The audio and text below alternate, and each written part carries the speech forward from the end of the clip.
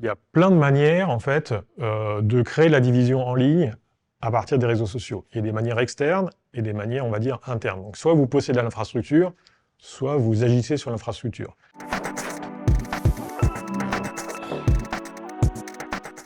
Un exemple d'État qui possède l'infrastructure, c'est TikTok. TikTok est une propriété d'une société chinoise. On sait qu'il y a un TikTok chinois qui a un nom mais qui a la même interface en Chine, qui a des algorithmes différents.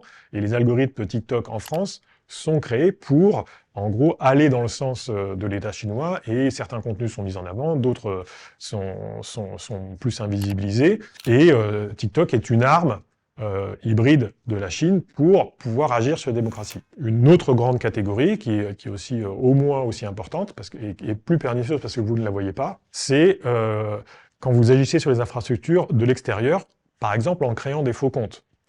Donc on sait par exemple que la Russie, dès 2013-2014, a créé une agence d'influence avec des centaines de personnes qui, 24 heures sur 24, créaient des faux comptes sur les réseaux sociaux et allaient s'immiscer dans les débats de différents pays, dont la France, pour dire, par exemple, on a tort de faire la guerre, de soutenir l'Ukraine, parce que c'est l'OTAN qui a provoqué Poutine, et Poutine ne fait que de se défendre. Quand vous faites ça avec donc des armées, en gros, de vraies personnes, mais qui sont payées pour faire des choses, ou de fausses personnes, c'est-à-dire des robots, des intelligences artificielles. La première chose, c'est que donc, vous allez au contact et vous influencez la formation des opinions en diffusant des éléments de langage et des informations, et aussi, par des opérations synchronisées, vous trompez l'algorithme de recommandation de la plateforme, c'est-à-dire que la notion de intéressant pour ces fils d'actualité, souvent c'est des notions métriques juste de volume.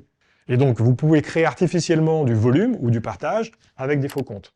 Et ce qui s'est passé ces dernières années, notamment avec la montée de tous les mouvements populistes ou antidémocratiques qui ont profité de ces réseaux sociaux, c'est qu'ils ont bien compris que si on pouvait vendre du shampoing et des chaussures, on pouvait aussi vendre des opinions.